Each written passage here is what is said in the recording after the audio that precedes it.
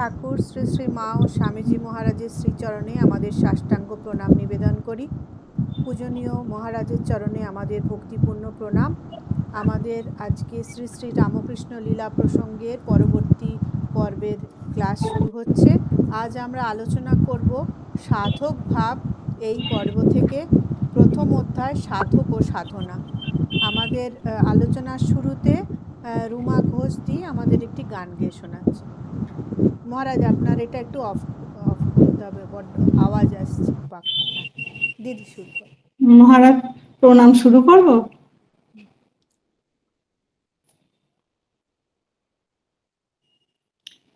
আমার তুমি আছো, আছো আমার মনেতে, সকল কাজে সকল খেলাতে।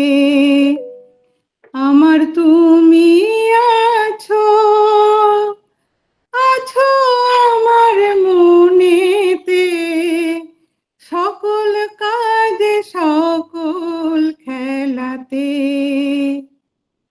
চাই না তো আর আমি কিছুই, পেয়েছি সবই তোমার মাঝেতে, সকল কাজে সকল খেলাতে। আমার তুমি আছো,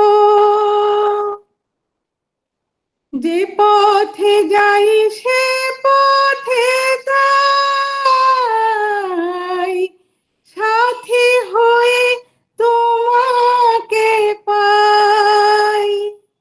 যে পথে যাই সে পথে তাই, সাথী হয়ে তোমাকে পাই। চলতে চলতে ক্লান্তি আমার মুছি তোমার ছায়াতে, সকল কাজে সকল খেলাতে। আমার তুমি আছো, জানি না কেউ কে যে আমায় ভরে দিল ভালোবাসায়। জানি না কেউ কে যে আমায় ভরে দিল ভালোবাসায়। খুঁজতে খুঁজতে পেলাম কাকে আমার এমন কাছেতে, সকল কাজে সকল খেলাতে। আমার তুমি আছো, আছো আমার মনেতে, সকল কাজে সকল খেলাতে। চাই না তো আর আমি কিছুই, পেয়েছি সবই তোমার মাঝেতে, সকল কাজে সকল খেলাতে। আমার তুমি আছো, আছো আমার মনেতে, সকল কাজে সকল খেলাতে। জয় ঠাকুর।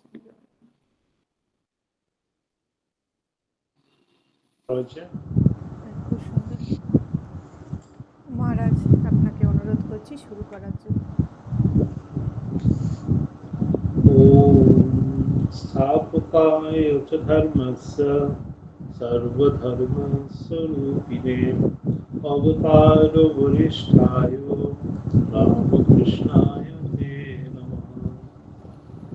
श्री श्री ठाकुर श्री मা ও স্বামীজি মহারাজকে ভক্তি বিনম্র প্রণাম জানিয়ে উপস্থিত সকলকে আবার আন্তরিক প্রীতি শুভেচ্ছা জানিয়ে আমাদের করছি। আমাদের লীলা প্রসঙ্গের আমরা প্রথম ভাগ কমপ্লিট করে দ্বিতীয় ভাগে পৌঁছেছি। দ্বিতীয় ভাগের প্রথম অধ্যায়। একদিন ভূমিকা শেষ হলো, আজকে হলো সাধক ও সাধনা। সাধনা সম্বন্ধে সাধারণ মানবের ভ্রান্ত ধারণা, সে সম্বন্ধে একটু পাঠ হবে। করুন, কে পাঠ করবেন? হ্যাঁ মহারাজ, পড়ছি। প্রথম অধ্যায়, সাধক ও সাধনা। ঠাকুরের জীবনে সাধক ভাবের পরিচয় যথাযথ পাইতে হইলে আমাদিগকে সাধনা কাহাকে বলে তদ্বিষয় প্রথমে বুঝিতে হইবে। অনেকে হয়তো এ কথায় বলিবেন, ভারত তো চিরকাল কোনো না কোনো ভাবে ধর্ম সাধনে লাগিয়া রহিয়াছে, তবে ওই কথা আবার পাড়িয়া পুঁথি বাড়ানো কেন? আবহমান কাল হইতে ভারত আধ্যাত্মিক রাজ্যের সত্য সকল সাক্ষাৎ প্রত্যক্ষ করিতে নিজ জাতীয় শক্তি যতদূর ব্যয় করিয়া আসিয়াছে এবং এখনো করিতেছে, পৃথিবীর অপর কোন দেশের কোন জাতি এত দূর করিয়াছে? কোন দেশে ব্রহ্মজ্ঞ অবতার পুরুষ সকলের আবির্ভাব এত অধিক পরিমাণে হইয়াছে? অতএব সাধনার সহিত চিরপরিচিত আমাদিগকে ওই বিষয়ের মূল সূত্রগুলি পুনরাবৃত্তি করিয়া বলা নিষ্প্রয়োজন। সাধনা সম্বন্ধে সাধারণ মানবের ভ্রান্ত ধারণা। কথা সত্য হইলেও ঐরূপ করিবার প্রয়োজন আছে, কারণ সাধনা সম্বন্ধে অনেক স্থলে জনসাধারণের একটা কিম্ভূত কিমাকার ধারণা দেখিতে পাওয়া যায়। উদ্দেশ্য বা গন্তব্যের প্রতি লক্ষ্য হারাইয়া তাহারা অনেক সময় কেবলমাত্র শারীরিক কঠোরতায়, দুষ্প্রাপ্য বস্তু সকলের সংযোগে, স্থান বিশেষে, ক্রিয়া বিশেষে, নিরর্থক অনুষ্ঠানে, শ্বাস প্রশ্বাস রোধে এবং এমনকি অসম্বন্ধ মনের বিসদৃষ্ট চেষ্টা দিতেও সাধনার বিশিষ্ট পরিচয় পাইয়া থাকে। আবার এরূপও দেখা যায় যে কুসংস্কার এবং কু অভ্যাসে বিকৃত মনকে প্রকৃতিস্থ ও সহজ ভাবাপন্ন করিয়া আধ্যাত্মিক পথে চালিত করিতে মহাপুরুষগণ কখনো কখনো যে সকল ক্রিয়া বা উপায়ের উপদেশ করিয়াছেন, সেই সকলকেই সাধনা বলিয়া ধারণপূর্বক সকলের পক্ষেই ওই সমূহের অনুষ্ঠান সমভাবে প্রয়োজন বলিয়া অনেক স্থলে প্রচারিত হইতেছে। বৈরাগ্যবান না হইয়া সংসারের ক্ষণস্থায়ী রূপ রসাদি ভোগের জন্য সমভাবে লালায়িত থাকিয়া মন্ত্র বা ক্রিয়া বিশেষের সহায়ে জগৎ কারণ ঈশ্বরকে মন্ত্রৌষধি বশীভূত সর্পের ন্যায় নিজ কর্তৃত্বাধীন করিতে পারা যায়, এইরূপ ভ্রান্ত ধারণার বশবর্তী হইয়া অনেককে বৃথা চেষ্টায় কালক্ষেপ করিতে দেখিতে পাওয়া যাইতেছে। অতএব যুগ যুগান্তর ব্যাপী অধ্যাবসায় ও চেষ্টার ফলে ভারতের ঋষি মহাপুরুষগণ সাধনা সম্বন্ধে যে সকল তত্ত্বে উপনীত হইয়াছিলেন, তাহার সংক্ষেপ আলোচনা এখানে বিষয় বিরুদ্ধ হইবে না। ঠাকুর বলিতেন, সর্বভূতে ব্রহ্মদর্শন বা ঈশ্বর দর্শন শেষ কালের কথা। সাধনার চরম উন্নতিতেই উহা মানবের ভাগ্যে উপস্থিত হয়। হিন্দুর সর্বোচ্চ প্রামাণ্য শাস্ত্র বেদোপনিষদ ওই কথাই বলিয়া থাকেন। শাস্ত্র বলেন, জগতে স্থূল সূক্ষ্ম চেতন অচেতন যাহা কিছু তুমি দেখিতে পাইতেছ, ইট কাঠ মাটি পাথর মানুষ পশু গাছপালা জীব জানোয়ার দেব উপদেব সকলই এক অদ্বয় ব্রহ্মবস্তু। ব্রহ্মবস্তুকেই তুমি নানা রূপে নানা ভাবে দেখিতেছ, শুনিতেছ, স্পর্শ ঘ্রাণ ও আস্বাদ করিতেছ। তাহাকে লইয়া তোমার সকল প্রকার দৈনন্দিন ব্যবহার আজীবন নিষ্পন্ন হইলেও তুমি তাহা বুঝিতে না পারিয়া ভাবিতেছ ভিন্ন ভিন্ন বস্তু ও ব্যক্তির সহিত তুমি ঐরূপ করিতেছ। কথাগুলি শুনিয়া আমাদের মনে যে সন্দেহ পরম্পরায় উদয় হইয়া থাকে এবং ওই সকল নিরসনে শাস্ত্র যাহা বলিয়া থাকেন, প্রশ্নোত্তর ফলে তাহার মোটামুটি ভাবটি পাঠককে এখানে বললে উহা সহজে হৃদয়ঙ্গম হইবার সম্ভাবনা। আরেকটু পড়ো। এখানে একটু আলোচনা আছে যে যে বলছি যে সাধনা, সাধনা কাকে বলে? সাধক এবং সাধনা, সাধনা তো মানে সাধনা করে একজন সাধক হয়। সবাই প্রথমেই তো কেউ সাধক থাকে না, সাধন করেই সাধক হয়। তো সেটা নিয়ে কেন বলতে হবে? সাধনা সম্বন্ধে সাধারণ মানুষের ভ্রান্ত ধারণা আমরা সবসময় দেখতে পাই। মানে সাধক মানে প্রথমে আমাদের জিজ্ঞাসা করবে হাত দেখতে পারেন কিনা। ফার্স্ট আমি যে বড় সাধক তার ফার্স্ট নিয়ে হচ্ছে আমি হাত দেখতে পারি কিনা।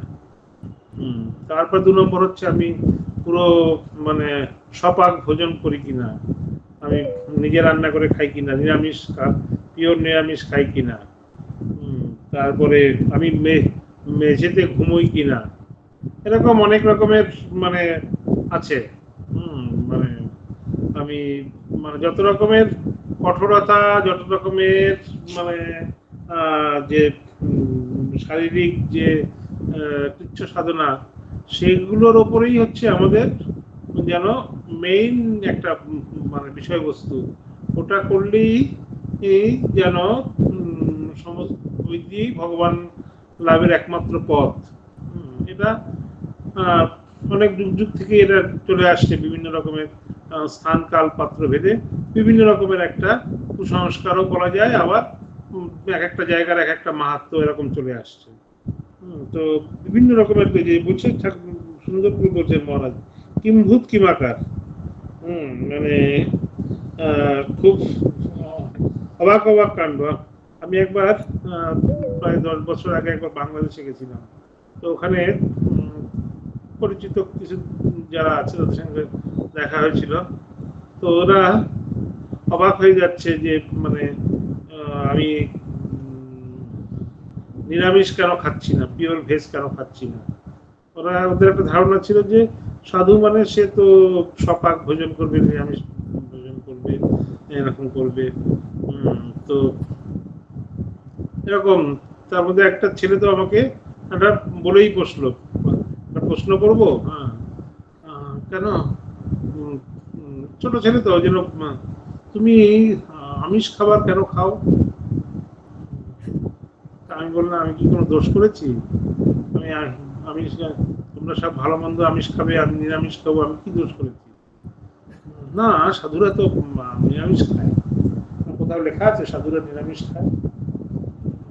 খায়, কিন্তু সবাই মানে সব সাধুদেরই যে নিরামিষ খেতে হবে কম্পালসারি এরকম কি কোথাও লেখা আছে? তো তুমি অন্য কিছু দেখছো না কেন? শুধু শুধু খাবারটাকে তুমি দেখছো না কেন? আমি যে মানে খাটে ঘুমোচ্ছি সেটা তুমি বলছো না কেন যে আমি খাটে কেন ঘুমোচ্ছি? আমি তো মেঝেতে তুমি তো জিজ্ঞাসা করছো না আমি মেঝেতে কেন ঘুমোচ্ছি না। খাওয়া ঘুমানো এটার সাথে ধর্মের কি সম্পর্ক? ধর্মের মানে সব মানে সাধনার ক্ষেত্রে এগুলো ইনডাইরেক্টলি যোগ আছে, একেবারে সম্পর্ক নেই সেটা বলছি না, কিন্তু আমাদের ওই মানে যেটা নেগলিজেবল, যেটা সেকেন্ডারিটাকে আমরা প্রাইমারি দিচ্ছি, মূল বিষয়বস্তু হিসেবে আমরা অগ্রাধিকার দিয়ে দিই, সেখানেই মানে আপত্তি। সেখানেই মহারাজ বলছেন যে সাধনা সম্বন্ধে মানুষের একটা ভুল ধারণা আছে, সেই ভুলটা ধারণা জন্যই এটা মানে বলছেন অভ্যাস এবং বিকৃত মনকে প্রকৃতিস্থ ও সহজ ভাবাপন্ন করিয়া আধ্যাত্মিক পথে চালিত মহাপুরুষগণকে কখনো কখনো যে সকল করা হয়েছিল সেটাকেই তারা মানে মনে করেছে, যেটাই এটা করলেই উল্টো করে মুন্ড হয়ে তপস্যা করলে ভগবানকে লাভ করা যায়। ওরকম কোনো কিছুতে কোনো একটা পার্টিকুলার একটা বিশেষ পথ অবলম্বন করে ভগবানকে লাভ করা যায়, এটা কিন্তু মানে আমাদের বেদ বা উপনিষদ কিন্তু সাপোর্ট করে না। তো বলতেন ঠাকুর বলতেন সর্বভূতে ব্রহ্ম দর্শন ও ঈশ্বর দর্শন এটাই হচ্ছে শেষকালের কথা, মানে সাধনার একদম শেষ পর্যায়ের কথা। তো সেটা তো মানে ঠাকুরের কাছে এরকম চাইছিলেন যে আমাকে এটা করে দিন, শারদানন্দজি মহারাজ যে আমাকে আমি যেন সর্বভূতে ব্রহ্ম দর্শন করতে পারি, বলছে আরে ও তো শেষ সময়কার কথা। মানে প্রথমেই যদি একদম সর্বভূতে ব্রহ্ম দর্শন করি তো সেটা তো সম্ভব না। প্রথমে মানে কি বলছেন, নেতি নেতি করে করে করে যেতে হবে, জ্ঞান মার্গ থেকে তারপর ভক্তি মার্গ করে এরকম করে যেতে হবে। ওটা হলো শেষ সময়কার কথা, একদম মানে সমাধি ওই সময়কার কথা। তো সেটাকে আমাদের যখন আমরা ওইটা সবকিছুর মধ্যে ভগবানকে দেখতে পাবো, সবকিছুর মধ্যে ব্রহ্মকে দেখতে পাবো, তখন হচ্ছে আমরা একদম সাধনের শেষ পর্যায়ে পৌঁছে গেছি, নির্বিকল্প সমাধির আগের স্টেপে আমরা পৌঁছে গেছি। যে আমরা তখন মানে অহম ব্রহ্মাস্মি বলার পর্যায়ে এসে গেছি আর কি, এরকম যখন আমরা সর্বভূতে সেই ব্রহ্মকে দেখতে পাবো। একটু পড়ুন, তারপর প্রশ্ন: ওই কথা আমাদের প্রত্যক্ষ হইতেছে না কেন? উত্তর: তোমরা ভ্রমে পড়িয়াছ, যতক্ষণ না ওই ভ্রম দূরীভূত হয় ততক্ষণ কেমন করিয়া ওই ভ্রম ধরিতে পারিবে? যথার্থ বস্তু ও অবস্থার সহিত তুলনা করিয়াই আমরা বাহিরের ও ভিতরের ভ্রম ধরিয়া থাকি। পূর্বোক্ত ভ্রম ধরিতে হইলেও তোমাদের ঐরূপ জ্ঞানের প্রয়োজন। প্রশ্ন: আচ্ছা, ঐরূপ ভ্রম হইবার কারণ কি, এবং কবে হইতেই বা আমাদের এই ভ্রম আসিয়া উপস্থিত হইল? উত্তর: ভ্রমের কারণ সর্বত্র যাহা দেখিতে পাওয়া যায়, এখানেও তাহাই, অজ্ঞান। ওই অজ্ঞান কখন যে উপস্থিত হইল তাহা কিরূপে জানিবে বলো? অজ্ঞানের ভিতর যতক্ষণ পড়িয়া রহিয়াছ ততক্ষণ উহা জানিবার চেষ্টা বৃথা। স্বপ্ন যতক্ষণ দেখা যায় ততক্ষণ সত্য বলিয়াই প্রতীতি হয়। নিদ্রা ভঙ্গে জাগ্রত অবস্থার সহিত তুলনা করিয়াই উহাকে মিথ্যা বলিয়া ধারণা করিতে হয়। বলিতে পারো, স্বপ্ন দেখিবার কালে কখনো কখনো কোনো কোনো ব্যক্তির আমি স্বপ্ন দেখিতেছি এইরূপ ধারণা থাকিতে দেখা যায়। সেখানেও জাগ্রত অবস্থার স্মৃতি হইতেই তাহাদের মনে ওই ভাবের উদয় হইয়া থাকে। জাগ্রত অবস্থায় জগৎ প্রত্যক্ষ করিবার কালে কাহারো কাহারো অদ্বয় ব্রহ্মবস্তুর স্মৃতি ঐরূপে হইতে দেখা যায়। প্রশ্ন: তবে উপায়? উত্তর: উপায় ওই অজ্ঞান দূর করো। ওই ভ্রম বা অজ্ঞান যে দূর করা যায় তাহা তোমাদের নিশ্চিত বলিতে পারি। পূর্ব পূর্ব ঋষিগণ উহা দূর করিতে সমর্থ হইয়াছিলেন এবং কেমন করিয়া দূর করিতে হইবে বলিয়া গিয়াছেন। প্রশ্ন: আচ্ছা, কিন্তু ওই উপায় জানিবার পূর্বে আরো দুই একটি প্রশ্ন করিতে ইচ্ছা হইতেছে। আমরা এত লোকে যাহা দেখিতেছি, প্রত্যক্ষ করিতেছি, তাহাকে তুমি ভ্রম বলিতেছ, আর অল্প সংখ্যক ঋষিরা যাহা বা যেরূপে জগৎটাকে প্রত্যক্ষ করিয়াছেন তাহাই সত্য বলিতেছ। এটা কি সম্ভব হইতে পারে না যে তাহারা যাহা প্রত্যক্ষ করিয়াছেন তাহাই ভুল? উত্তর: বহু সংখ্যক ব্যক্তি যাহা বিশ্বাস করিবে তাহাই যে সর্বদা সত্য হইবে এমন কিছু নিয়ম নাই। ঋষিদিগের প্রত্যক্ষ সত্য বলিতেছি, কারণ ওই প্রত্যক্ষ সহায়ে তাহারা সর্ববিধ দুঃখের হস্ত হইতে মুক্ত হইয়া সর্বপ্রকারে ভয়শূন্য ও চিরশান্তির অধিকারী হইয়াছিলেন এবং নিশ্চিত মৃত্যু মানব জীবনের সকল প্রকার ব্যবহার চেষ্টাদির একটা উদ্দেশ্যেরও সন্ধান পাইয়াছিলেন। তদ্ভিন্ন যথার্থ জ্ঞান মানব মনে সর্বদা সহিষ্ণুতা, সন্তোষ, করুণা, দীনতা প্রভৃতি সদ্গুণরাজির বিকাশ করিয়া উহাকে অদ্ভুত উদারতা সম্পন্ন করিয়া থাকে। ঋষিদিগের জীবনে ঐরূপ অসাধারণ গুণ ও শক্তির পরিচয় আমরা শাস্ত্রে পাইয়া থাকি এবং তাহাদিগের পদানুসরণে চলিয়া যাহারা সিদ্ধি লাভ করেন তাহাদিগের ভিতরে ওই সকলের পরিচয় এখনো দেখিতে পাই। প্রশ্ন: আচ্ছা, কিন্তু আমাদের সকলেরই ভ্রম এক প্রকারের হইল কি রূপে? আমি যেটাকে পশু বলিয়া বুঝি তুমিও সেটাকে পশুভিন্ন মানুষ বলিয়া বুঝো না। এইরূপ সকল বিষয়ে, এত লোকের ঐরূপে সকল বিষয়ে একই কালে একই প্রকার ভুল হওয়া অল্প আশ্চর্যের কথা নহে।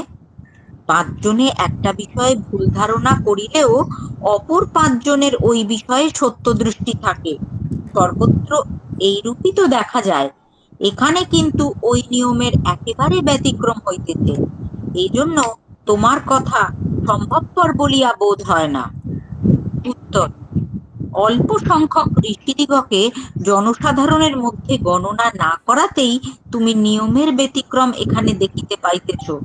নতুবা পূর্ব প্রশ্নেই এ বিষয়ের উত্তর দেওয়া হইয়াছে। তবে যে জিজ্ঞাসা করিতেছ সকলের এক প্রকারে ভ্রম হইল কি রূপে, তাহার উত্তরে শাস্ত্র বলেন, এক অসীম অনন্ত সমষ্টি মনে জগৎরূপ কল্পনার উদয় হইয়াছে। তোমার, আমার এবং জনসাধারণের ব্যষ্টি মন ওই বিরাট মনের অংশ ও অঙ্গীভূত হওয়ায় আমাদিগকে ওই একই প্রকার কল্পনা অনুভব করিতে হইতেছে। এই জন্যই আমরা প্রত্যেক পশুটাকে পশু ভিন্ন অন্য কিছু বলিয়া ইচ্ছা মতো দেখিতে বা কল্পনা করিতে পারি না। এই জন্যই আবার যথার্থ জ্ঞান লাভ করিয়া আমাদের মধ্যে একজন সর্বপ্রকার ভ্রমের হস্ত হইতে মুক্তি লাভ করিলেও অপর সকলে যেমন ভ্রমে পড়িয়া আছে সেইরূপই থাকে। আর এক কথা, বিরাট মনে জগৎরূপ কল্পনায় উদয় হইলেও তিনি আমাদিগের মতো অজ্ঞান বন্ধনে জড়ীভূত হইয়া পড়েন না। কারণ সর্বদর্শী তিনি অজ্ঞান প্রসূত জগৎ কল্পনার ভিতরে ও বাহিরে অদ্বয় ব্রহ্মবস্তুকে ওতপ্রোত ভাবে বিদ্যমান দেখিতে পাইয়া থাকেন। উহা করিতে পারি না বলিয়াই আমাদের কথা স্বতন্ত্র হইয়া পড়ে। ঠাকুর যেমন বলিতেন, সাপের মুখে বিষ রয়েছে, সাপ ওই মুখ দিয়ে নিত্য আহারাদি করছে, সাপের তাতে কিছু হচ্ছে না, কিন্তু সাপ যাকে কামড়ায় ওই বিষে তার তৎক্ষণাৎ মৃত্যু। অতএব হ্যাঁ, এখন এখন আমাদের এখান থেকে একটু বুঝতে হবে। দেখুন, এখানে সারদানন্দ মহারাজ যে প্রশ্ন এবং উত্তর, আমাদের যে পূর্বপক্ষ আর উত্তর পক্ষ যে আছে, যে মীমাংসার যে একটা তত্ত্ব নিয়ে আলোচনা হবে, সেটা মানে পক্ষে একজন বলবে, পূর্ব পক্ষ একজন বলবে, আর তার মানে উত্তর পক্ষ তার মানে জবাব দেবে যে এটা যদি এটা হয় তাহলে এটা কি হলো, এরকম। মানে এখানে মহারাজ নিজেই প্রশ্ন করছেন, নিজেই আমাদের মনের যে প্রশ্নগুলো, আমাদের সাধারণের যে প্রশ্নগুলো, তিনি সেটাই বলছেন। আবার তিনি সেই সাধারণের প্রশ্নগুলোই তিনি আবার উত্তরও দিচ্ছেন। তো আমরা আমাদের আমরা সমস্ত কিছুকে ব্রহ্মময় দেখতে পাচ্ছি না, ঈশ্বরময় দেখতে পাচ্ছি না, সবকিছু আলাদা আলাদা রূপে দেখছি, আলাদা আলাদা দেখছি আমরা। মানে এক মানে ব্রহ্ম ঈশ্বরময় দেখছি না, ব্রহ্মময় দেখছি না। তো কেন কেন আমাদের সেটা প্রত্যক্ষ হচ্ছে না? বলছে ওই অজ্ঞান। অজ্ঞান বলে আমরা বস্তু অবস্থার সঙ্গে তুলনা করেই আমরা এগুলো করছি। এর একটাই কারণ হচ্ছে কি, আমরা অজ্ঞান, আমরা ওর যে মূল যে স্বরূপটা সেটা আমরা দেখার চেষ্টা করছি না।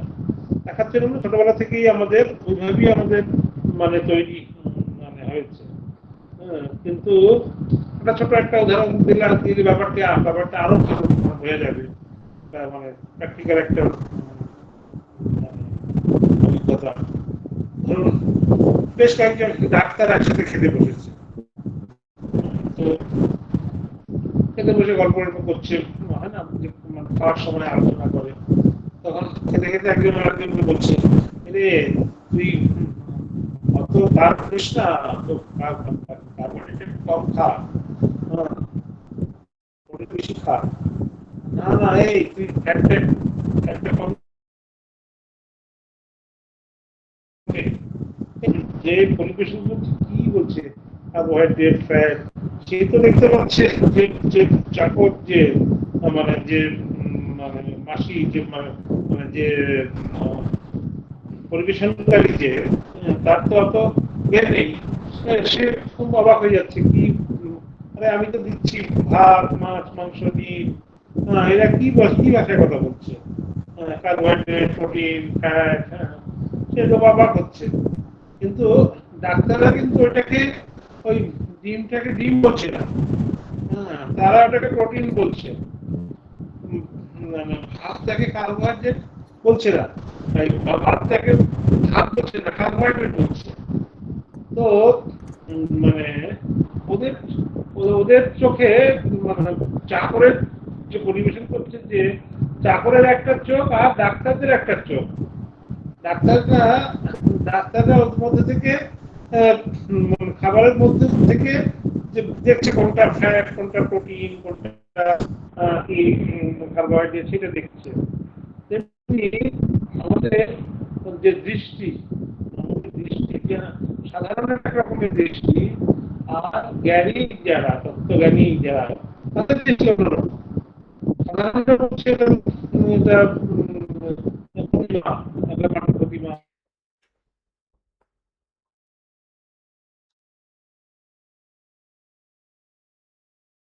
মহারাজের নেটওয়ার্কটা গন্ডগোল করছে।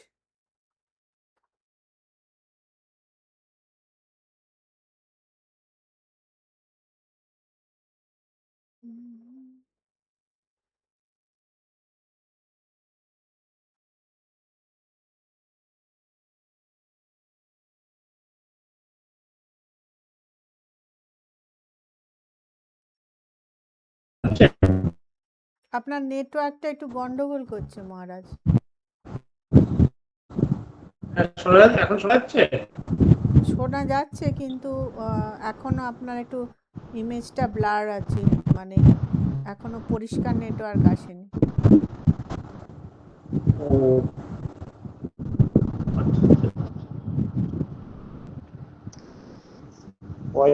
প্রবলেম নাকি?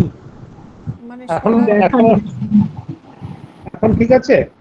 না, শোনা যাচ্ছে কিন্তু মানে কেটে কেটে যাচ্ছে, কেটে কেটে এক যাচ্ছে। এক মিনিট। ছবিটা দেখা যাচ্ছে। হুম, হুম।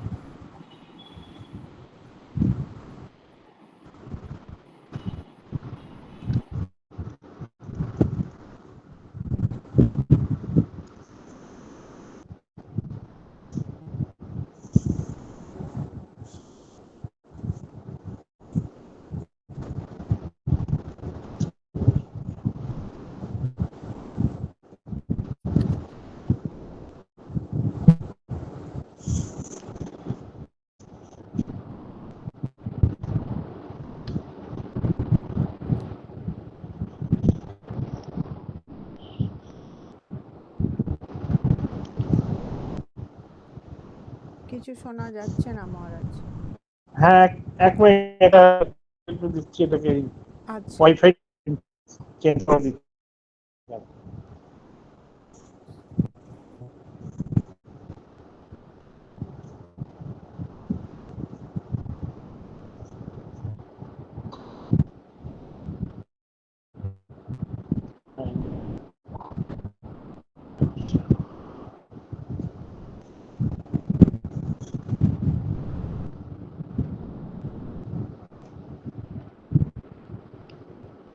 হঠাৎ করে নর্মাল হয়ে গেল।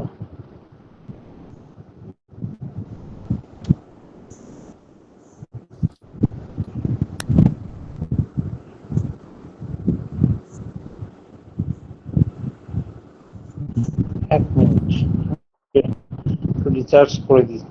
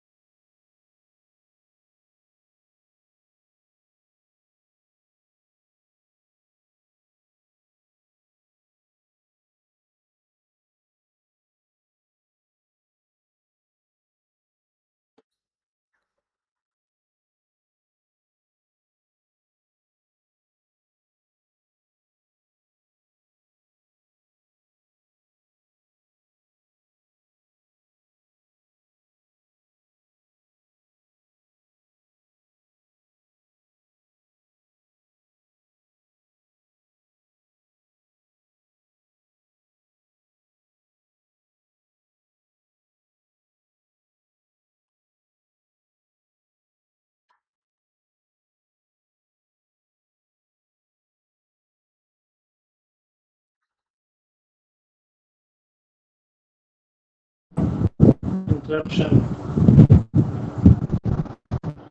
হ্যাঁ আছে?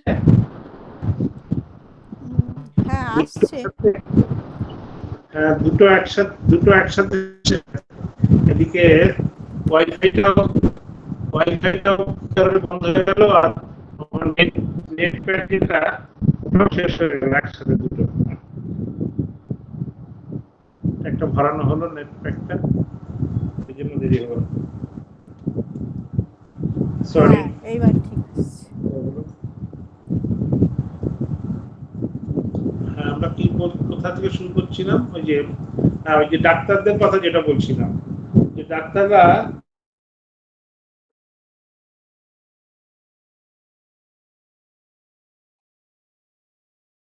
আলাদা করে তারা এটা দেখছে না, আলাদা করে তারা মানে কার্বোহাইড্রেট, ভাত, মাছ, মাংস এটা বলছে না, তারা কার্বোহাইড্রেট, প্রোটিন, ফ্যাট এটা কথাগুলো বলছে।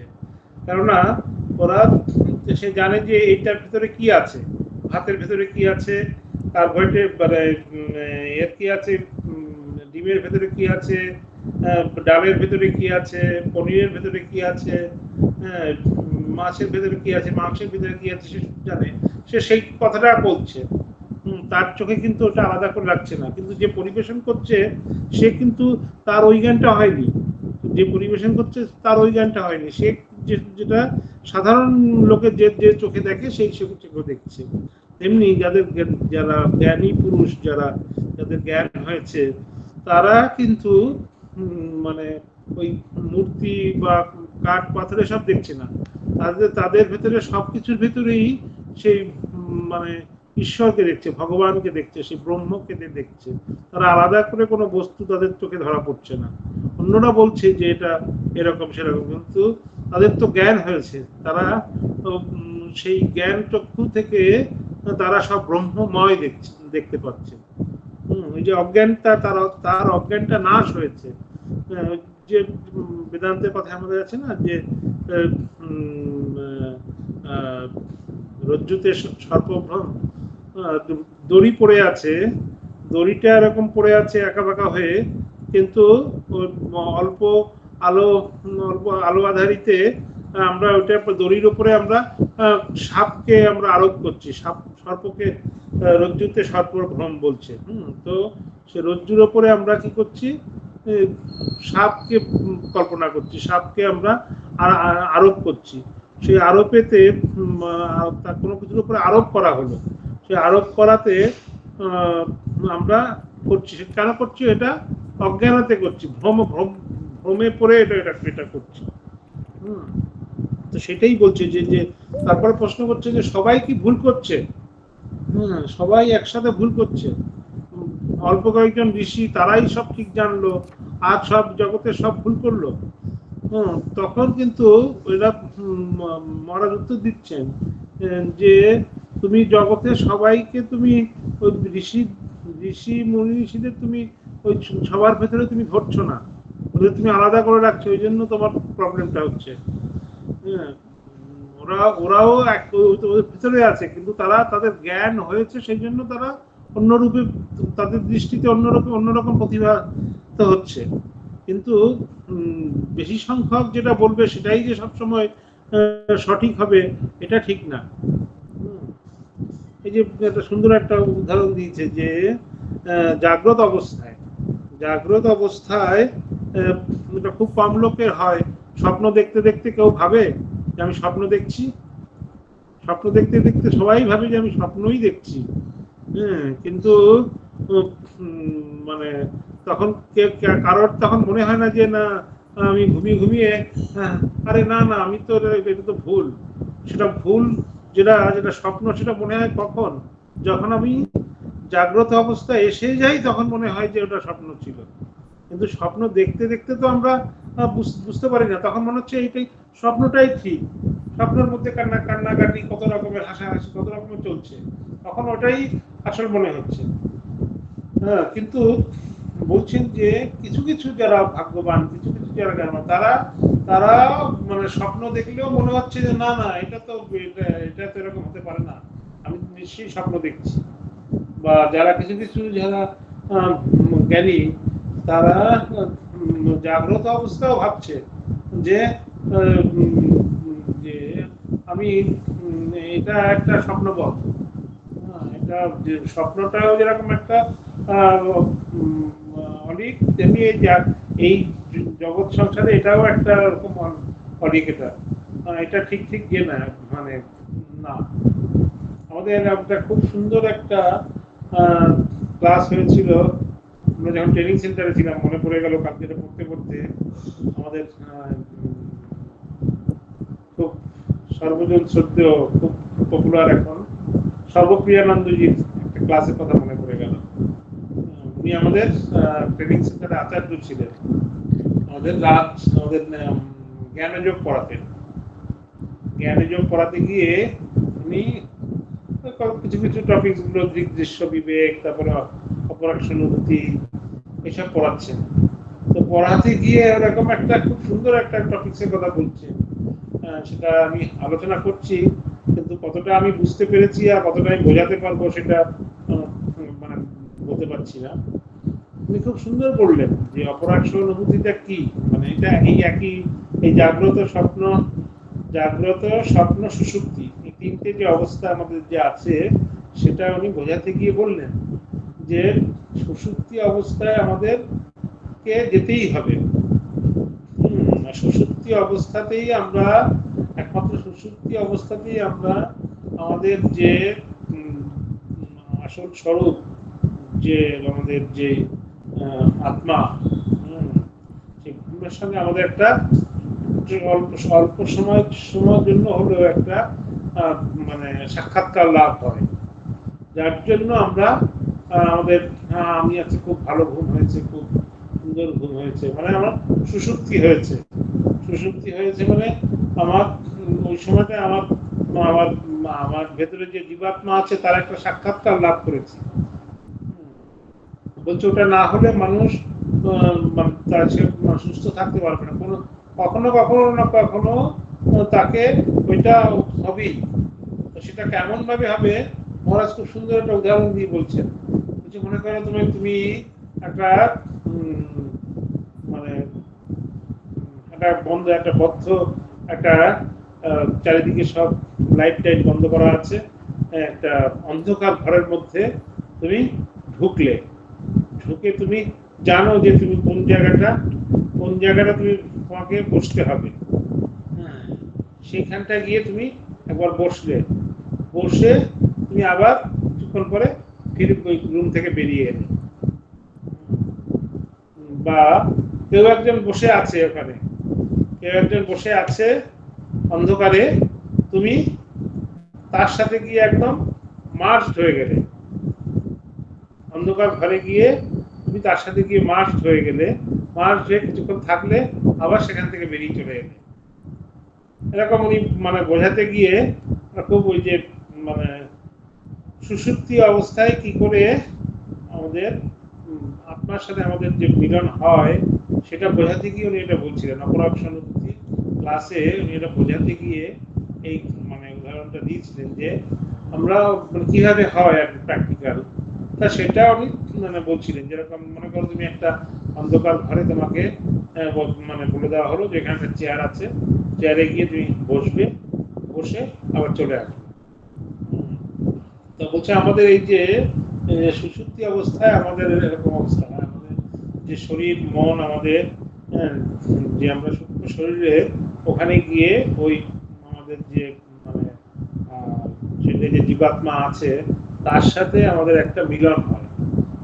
তখন আমরা নিজেকে খুব আনন্দ অনুভব করতে পারি, আনন্দ অনুভূত হয়, এবং তখন আমরা যখন শেষ হয়ে যায় তখন খুব মানে রিল্যাক্স লাগে, খুব মানে আজকে খুব ভালো ঘুম হয়েছে, আজকে খুব মানে ভালো লাগছে, সমস্ত ক্লান্তি সমস্ত কষ্ট এগুলো সব দূর হয়ে যায়।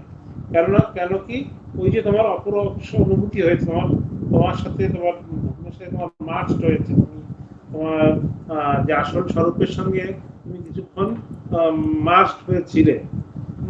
তো এই সুষুপ্তি অবস্থাতে, যত বেশি সুষুপ্তি অবস্থাতে আমরা থাকবো তত বেশি আমাদের মানে শরীর মন আরো বেশি সতেজ হবে, আরো বেশি আমরা মানে একদম রিল্যাক্স মুডে থাকবো। সেটা বোঝাতে গিয়ে মহারাজ এই উদাহরণটা দিয়েছে। তো এই যে বলছি যে বহু সংখ্যক ব্যক্তি যা বিশ্বাস করিবে তাহাই যে সত্য হইবে এমন কিছু নিয়ম নেই। অনেক সময় অল্প সংখ্যক যে জ্ঞানী পুরুষদের কথাও সেটা কিন্তু মানে সত্যি হয়। যেমন এখানে বলছে এই যে যেটা বলছে যে কেন আমরা একটা মানে এই জগৎকে ঋষিগণ যেরূপ দেখিয়াছেন তাহাই সত্য কেন বলবো, কেন বলবো যে সেই পথ অনুসরণ করে অন্যরা যারা গেছে, অন্য যারা পরবর্তী যে সাধক যারা গেছে তাদেরও ঠিক সেই অনুভূতি হয়েছে।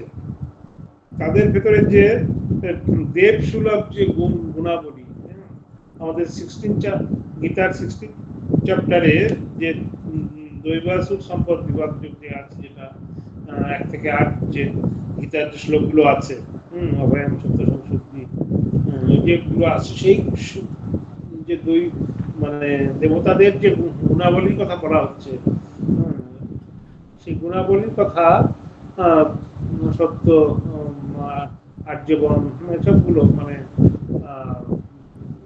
দয়া, এগুলো কিন্তু আমরা দেখতে পাই যে যারা যারা এই পথে সাধনা করেছেন তাদের ভেতরে সেই দেবতাদের যে ঐশ্বরিক গুণাবলী তাদের ভেতরে দেখা যায়। সেই জন্য তাদের কথাটাকে আমরা সত্য হিসেবে আমরা মানব।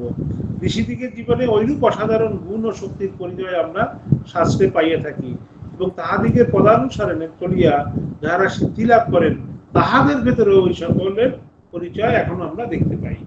তো যদি মানে তাদের কথা শুনে যদি কারোর ভেতরে এরকম দৈব গুণ জাগ্রত হয়, তো আমরা তো সেটাই শুনবো, সেটাই আমরা মান্যতা দেব, তাই না? তো আরেকটা বলছে,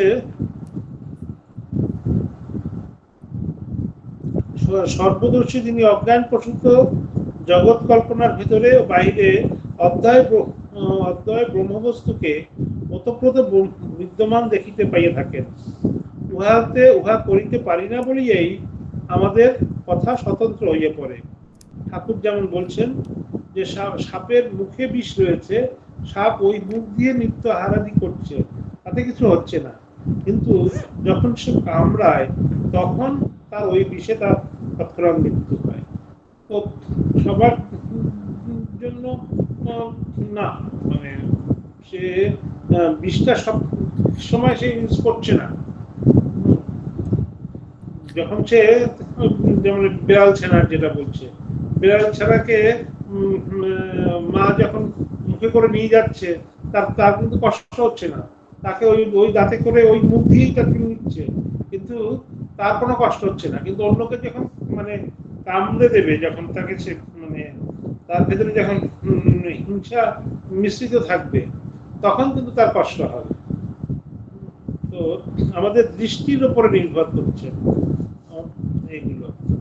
তারপরে বলছে, আর একটু করুন। অতএব শাস্ত্র দৃষ্টে দেখা গেল বিশ্ব মনের কল্পনা সম্ভূত জগৎটা একভাবে আমাদেরও মনকল্পিত, কারণ আমাদিগের ক্ষুদ্র ব্যষ্টি মন সমষ্টিভূত বিশ্ব মনের সহিত শরীর ও অবয়বাদির ন্যায় অবিচ্ছেদ্য সম্বন্ধে নিত্য অবস্থিত। আবার ওই জগৎরূপ কল্পনা যে এককালে বিশ্বমনে ছিল না, পরে আরম্ভ হইল, এ কথা বলিতে পারা যায় না, কারণ নাম ও রূপ বা দেশ ও কালরূপ পদার্থদ্বয় যাহা না থাকিলে কোনরূপ বিচিত্রতার সৃষ্টি হইতে পারে না। জগৎরূপ কল্পনারই মধ্যগত বস্তু, অথবা ওই কল্পনার সহিত উহারা অবিচ্ছেদ্যভাবে নিত্য বিদ্যমান।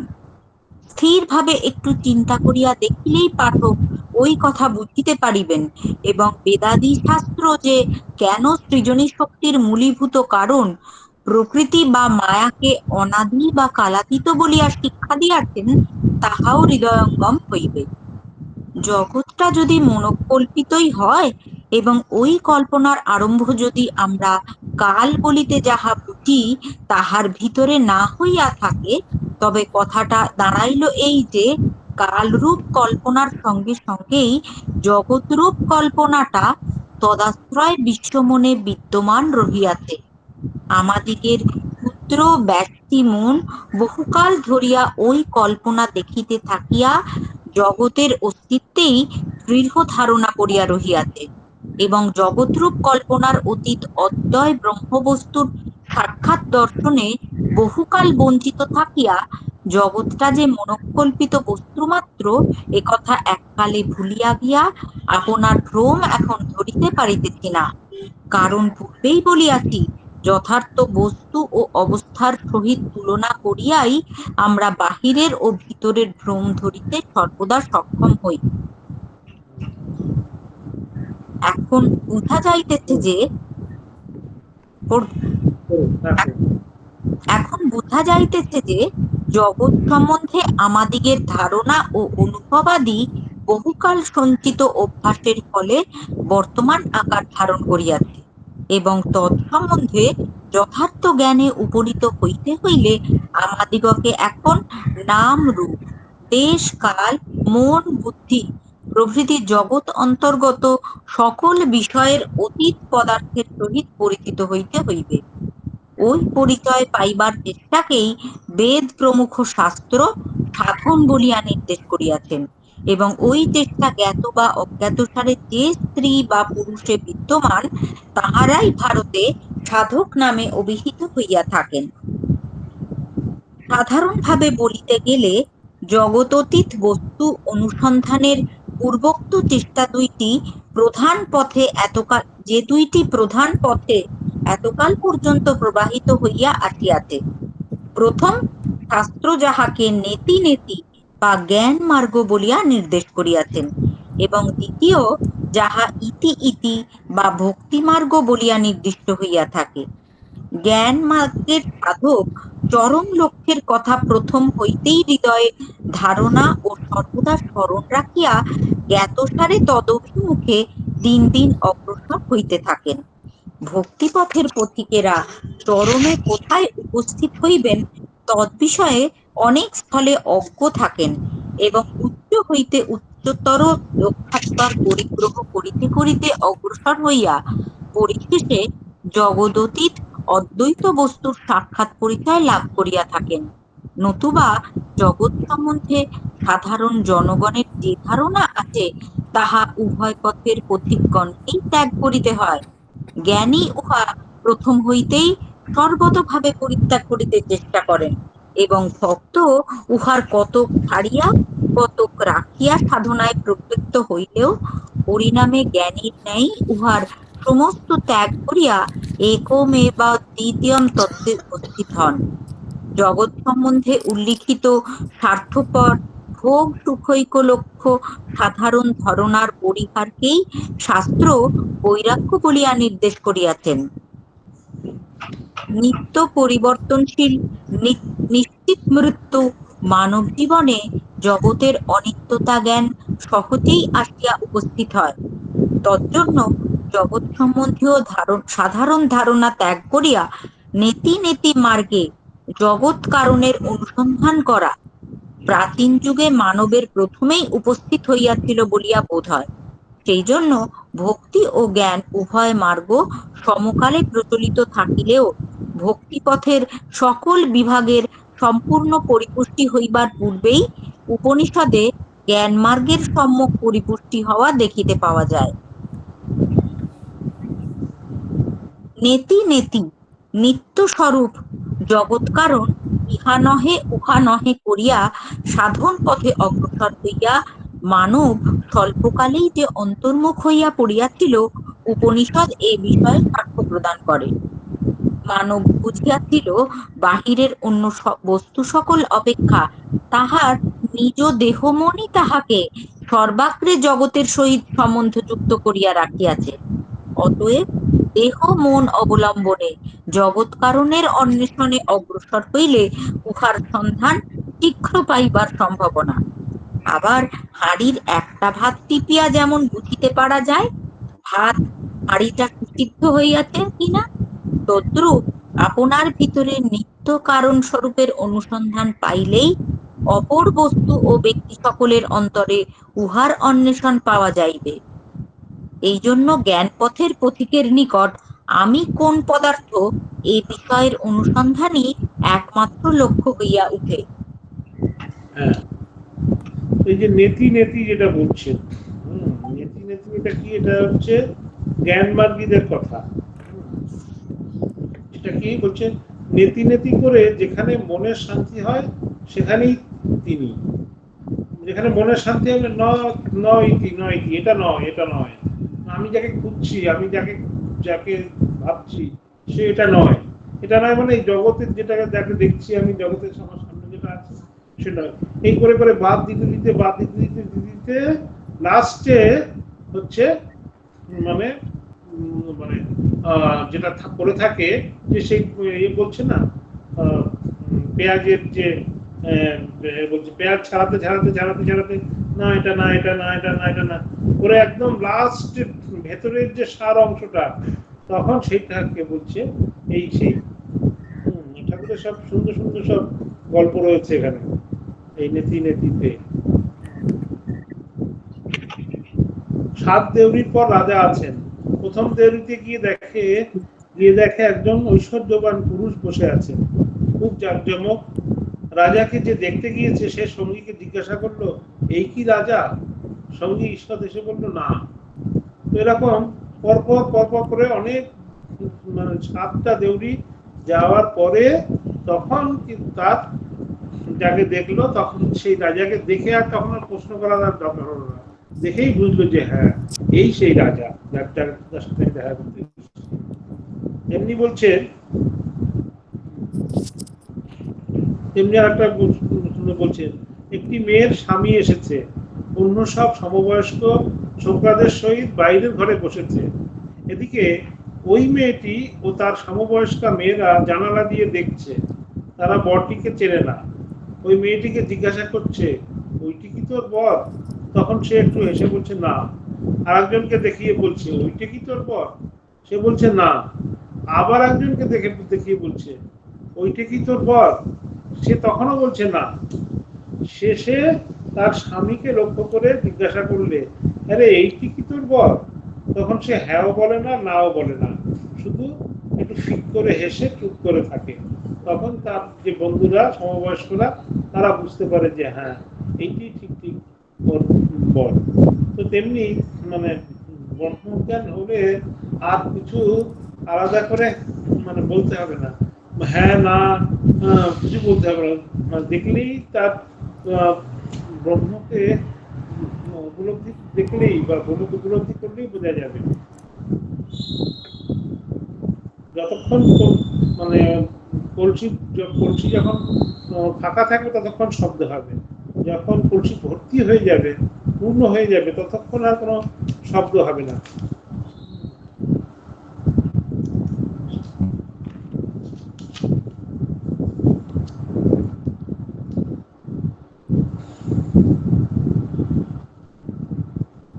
আরেকটা উদাহরণ দিচ্ছে যে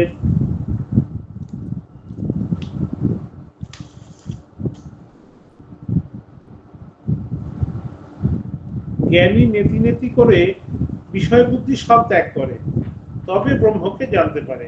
যেমন সিঁড়ির ধাপ ছাড়িয়ে ছাড়িয়ে ছাদে পৌঁছানো যায়। কিন্তু বিজ্ঞানী যিনি বিশেষ রূপে তার সঙ্গে আলাপ করেন, তিনি আরো কিছু দর্শন করেন। তিনি দেখেন যে ছাদে যে জিনিস তৈরি, সেই ইট চুন সুরকিতে সিঁড়িও তৈরি। নেতি নেতি করে যাকে ব্রহ্ম বলে বোধ করছে, তিনিও জীবজগৎ হয়েছেন। বিজ্ঞানী দেখে যিনি নির্গুণ তিনি সগুণ। তো ছাদে ওঠার পরে সেই বোধটা হয় যে আমি যেগুলো বাদ দিয়ে এসছি, এটা না, ওটাও যা এটাও তাই।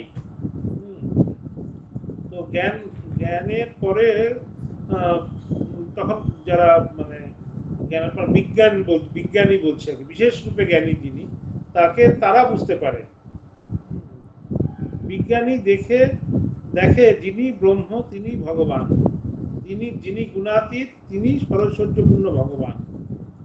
বিজ্ঞান কিনা বিশেষ রূপে জানা, কাষ্ঠে অগ্নি আছে, এই বোধ, এই বিশ্বাসের নাম জ্ঞান। এই সেই আগুনে ভাত রাধা, খাওয়া খেয়ে রুষ্টপুষ্ট হওয়ার নাম বিজ্ঞান। ঈশ্বর আছেন এইটি বোধ, এইটি বোধে বোধ, তার নাম জ্ঞান। আর তার সঙ্গে আলাপ, তাকে নিয়ে আনন্দ করা, বাৎসল্য ভাবে, সত্য ভাবে, দাস ভাবে, মধুর ভাবে, এরই নাম বিজ্ঞান। জীব জগৎ তিনি হয়েছেন, এটি দর্শন করার নাম বিজ্ঞান।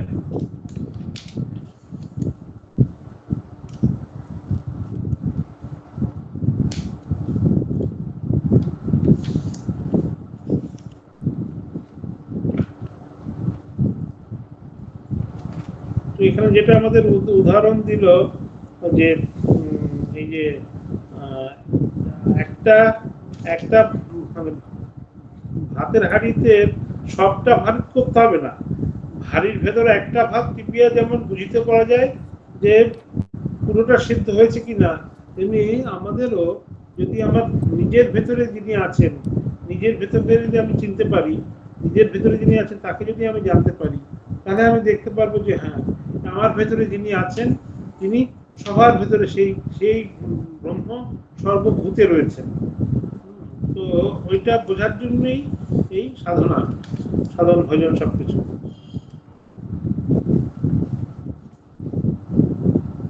এরপরে আছে ভক্তির কথা, নেতি নেতি করে যেটা আছে। ভক্তিদের কি আছে, জ্ঞানীরা, জ্ঞানীর দুটো পথ, জ্ঞান মার্গ আর ভক্তি মার্গ, দুটোই একই জায়গায় পৌঁছাবে। কিন্তু জ্ঞান মার্গীদের একদম লক্ষ্য স্থির থাকে যে হ্যাঁ এখানে পৌঁছাতে হবে, সব নেতি নেতি করে করে করে একদম মানে সিঁড়িতে উঠে যাবে। কিন্তু মানে যারা ভক্তি মার্গী তাদের কাছে সবই আপন, সেব্য সেবক ভাব, তাদের কাছে কোনোটাই তারা ফেলছে না। ওই জন্য তাদের একটু সময় নেয়। তারা সাধারণ জ্ঞান মার্গ তো সবাই বুঝতে পারে না বা অনুশীলন করতে পারে না, কিন্তু ভক্তি মার্গ সবার জন্য। তাদের একটু সময় লাগে বটে, কিন্তু তারা ঠিক মানে পৌঁছে যাবে, ঠিক জায়গাতে ভগবানের কাছে তারা পৌঁছে যাবে। জ্ঞানীর পথ বিচার পথ, বিচার করতে করতে নাস্তিক ভাব হয়তো কখনো কখনো এসে পড়ে, কিন্তু ভক্তের কখনো ভক্তি পথে কিন্তু সেটা আসে না। ভক্তের আন্তরিক তাকে জানবার ইচ্ছা থাকলে নাস্তিক ভাব এলেও সে ঈশ্বর চিন্তা ছেড়ে দেয় না। এই জন্য মানে ঠাকুর বলছেন যে কলিতে নারদীয় ভক্তি, এখানে জ্ঞান মার্গ খুব কঠিন, কিন্তু আমাদের যে ভক্তি মার্গে পক্ষে সোজা, সবার জন্য।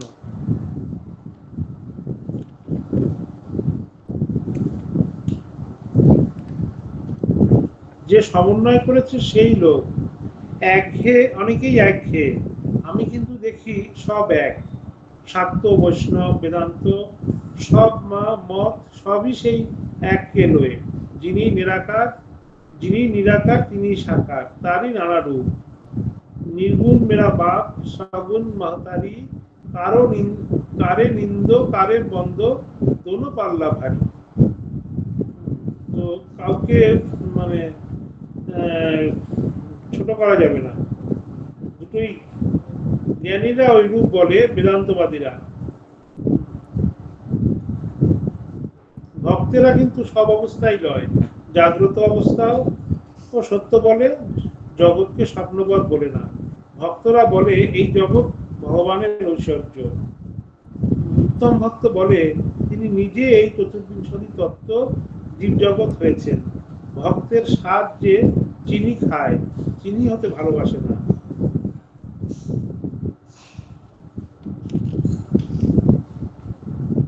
আর একটু বলুন মহারাজ। ওই প্যারাগ্রাফটা, জগৎরূপ কল্পনা, ওই জায়গাটা কোন জায়গাটা? ওই 13 নম্বর পাতার উপরে যেটা আছে, জগৎরূপ কল্পনা দেশকালের বাইরে বর্তমান, প্রকৃতি অনাদি, ওই অংশটা। শাস্ত্রের দৃষ্টি দেখা গেল বিশ্ব মনের কল্পনা সম্ভূত জগৎটা একভাবে আমাদেরও মনোকল্পিত, কারণ আমাদিগের ক্ষুদ্র ব্যষ্টি মন সমষ্টিভূত বিশ্বমনের সহিত শরীর ও অবয়বাদির ন্যায় অবিচ্ছেদ্য সম্বন্ধে নিত্য অবস্থিত। আবার ওই জগৎরূপ কল্পনা যে এককালে বিশ্বমনে ছিল না, পরে আরম্ভ হইল, এ কথা বলিতে পারা যায় না। কারণ নাম ও রূপ বা দেশ ও কালরূপ পদার্থদ্বয় যাহা না থাকিলে কোনরূপ বিচিত্রতার সৃষ্টি হইতে পারে না। জগৎরূপ কল্পনারই মধ্যগত বস্তু অথবা ওই কল্পনার সহিত উহারা অবিচ্ছেদ্যভাবে নিত্য বিদ্যমান। এখানে কি বলছেন, কালের কথা বোঝাচ্ছে। স্থিরভাবে একটু চিন্তা করিয়া দেখিলেই পাঠক ওই কথা বুঝিতে পারিবেন, এবং বেদাদি শাস্ত্র যে কেন সৃজনী শক্তির মূলীভূত কারণ প্রকৃতি ও মায়াকে অনাদি ও কালাতীত বলিয়া শিক্ষা দিয়েছেন, তাহাও হৃদয়ঙ্গম হইবে।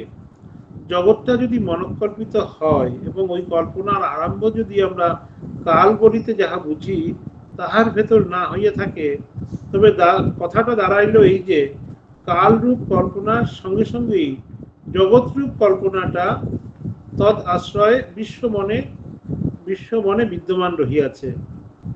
আমাদিগের ক্ষুদ্র ব্যষ্টি মন বহুকাল ধরিয়া ওই কল্পনা দেখিতে থাকিয়া জগতের অস্তিত্বেই দৃঢ় ধারণা করিয়া রহিয়াছে। এই যে বলছি, আমরা ছোটবেলা থেকেই আমাদের এই জগৎ সম্বন্ধে একটা ধারণা হয়ে আছে। এই যে আমাদের যে ব্যষ্টি মন আর ক্ষুদ্র মন, আমাদের যে আছে না সমষ্টি মন আর ব্যষ্টি মন বলছে, আমাদের নিজেদের একটা রয়েছে আর জগৎ সংসার একটা রয়েছে। জীবাত্মা পরমাত্মার যে ধারণার কথা বলছেন, তেমনি এই যে অদ্বয় ব্রহ্মবস্তুর সাক্ষাৎ দর্শনে বহুকাল বঞ্চিত থাকিয়া জগৎটা যে মনকল্পিত বস্তুমাত্র এ কথা এককালে ভুলিয়া আপনার ভ্রম এখন ধরিতে পারিতেছে না। কারণ পূর্বেই বলিয়াছি, যথার্থ বস্তু ও অবস্থার সহিত তুলনা করিয়াই আমরা বাহিরের ও ভেতরের ভ্রম ধরিতে সর্বদা সক্ষম হই। ওইটাই বললাম যে আমাদের মানে শরীর মন, আমরা প্রথম থেকেই এই জগতের সাথে আমরা এত বেশি অ্যাটাচড হয়ে গেছি। আমাদের মানে ইন্দ্রিয় এবং আমাদের মন, শরীর মন ইন্দ্রিয় এই জগৎকে নিয়ে এতটাই আমরা মানে বাসনা বা মায়ার মধ্যে ঢুকে আছি যে এর বাইরে আমরা কিছু কল্পনা করতে পারি না। যে বিরাট রূপ যে সৃষ্টি, ভগবানের যে একটা অন্য কিছু জগতের বাইরেও কিছু একটা আছে, সেটা ধারণা করার মতো শক্তি আমাদের নেই। কারণ আমরা সেই ভ্রমে পড়ে গেছি। এই যে মানে এইটাকেই আমরা, এই ব্যষ্টিটাকেই আমরা সমষ্টি মনে করছি। আলাদা যে একটা সমষ্টি আছে, আলাদা যে একটা পরমাত্মা বা একটা আমরা যে সবই সেই এক পরমাত্মার অংশ, সেটা আমরা বুঝতে পারছি না। ওই যে বলছি যে ভাতের হাড়ির একটা ভাত টিপ দিলেই বোঝা যাবে যে সেদ্ধ হয়েছে কিনা। এমনি আমার ভেতরের যদি এই ব্যষ্টি মনের যদি জ্ঞানটা আমার থাকে, যে আমার ভেতরে যিনি আছেন তাকে যদি আমি জানতে পারি, তাহলে আমি অন্যের ভেতরে, এই জগৎ সংসারের অন্যের ভেতরে কি কি আছে সেটাও আমি জানতে পারবো। এই জীবাত্মার সাথে যে পরমাত্মার যে তুলনা, ব্যষ্টির সঙ্গে সমষ্টির যে তুলনা, সেটা বোঝাতে গিয়ে এটা বলছে যে আমরা সবই সেই এক পরমাত্মার অংশ। সেই বিশিষ্ট অদ্বৈত যেটা, যে সেই আমার ভেতরে তিনি আছেন, সবার ভেতরে সেই ভগবান নিহিত আছে, সর্বভূত সেই ভগবান রয়েছে। আর এর পরের যে স্টেপটা, সেটা হচ্ছে যে আমি সেই ব্রহ্ম, যে একদম অদ্বৈত ভাব, যেটা আমি সেই ব্রহ্ম। তখন আর কোনো মানে সেই নির্বিকল্প মানে সমাধি, একদম মানে আলাদা করে তার কোনো শরীর বোধ নেই, আলাদা করে তার কোনো এই জগতের কোনো অস্তিত্ব সে মানে বুঝতে পারে না। সেটা একদম সাধনার শেষ সময়কার কথা, আরো উচ্চ সময়কার কথা। কিন্তু এইখানে যেটা বলছেন সেটা হলো ওই যে ব্যষ্টি আর আমার সমষ্টির কথা বলছেন, প্রকৃতি, প্রকৃতি পুরুষের কথা বলছেন।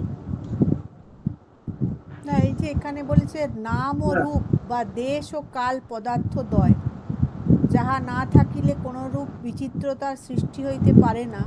জগৎ রূপ কল্পনারই মধ্যগত বস্তু অথবা ওই কল্পনার সহিত উহারা অবিচ্ছেদ্যভাবে নিত্য বর্তমান। হ্যাঁ হ্যাঁ, তো মানে নাম ও রূপ, দেশ ও কাল, আমরা তো সবকিছুর মধ্যেই তো সেই যখন মানে প্রকৃতি ও পুরুষ, যেটা প্রকৃতি তো লীলা করছেন, তাই না? পুরুষ তো হচ্ছে আমরা যে সেই মানে ব্রহ্মকে আমরা কল্পনা করি। এই জগতের যা কিছু সব তো এই নাম রূপ এসব মানে প্রকৃতির আন্ডারে, প্রকৃতির অন্তর্গত। তো দেশ ও কাল রূপ পদার্থ দ্বয়, যাহা না থাকিলে কোনরূপ বিচিত্রতার সৃষ্টি হইতে পারে না। এক একটা জগতে সবকিছুর এক একটা আলাদা আলাদা রূপ আছে, আলাদা আলাদা নাম আছে।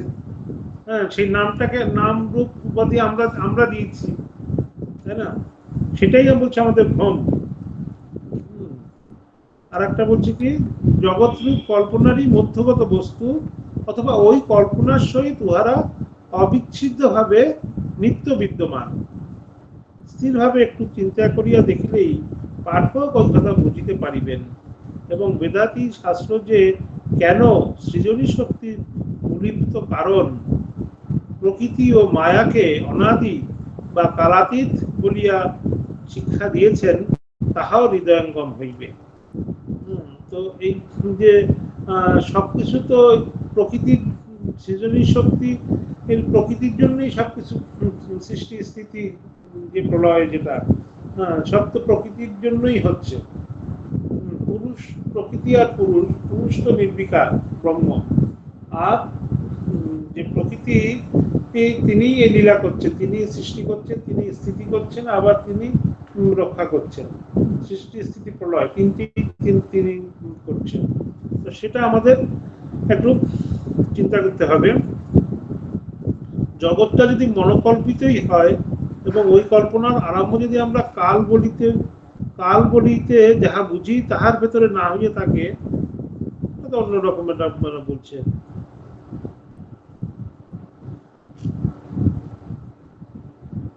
আমাদিগের ক্ষুদ্র ব্যষ্টি মন বহুকাল ধরিয়া ওই কল্পনা দেখিতে পায়।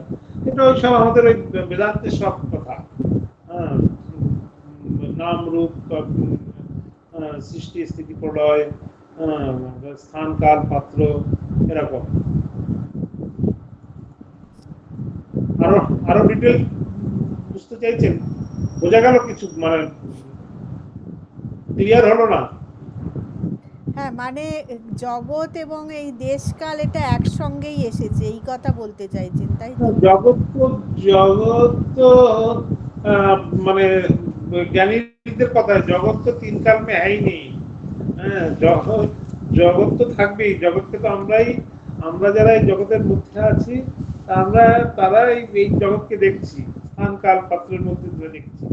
কিন্তু জ্ঞানীরা তো জগৎকে দেখছে না, তাদের কাছে জগৎ বলে আলাদা কোনো কিছু নেই। তারা এই জগৎটাকেই তারা মানে ব্রহ্ম হিসাবে দেখছে, তাদের কাছে আলাদা কোনো জগতের অস্তিত্ব নেই।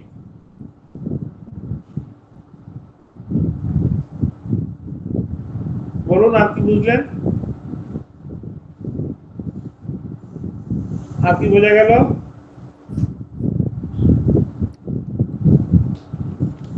ঠিক ক্লিয়ার হচ্ছে না?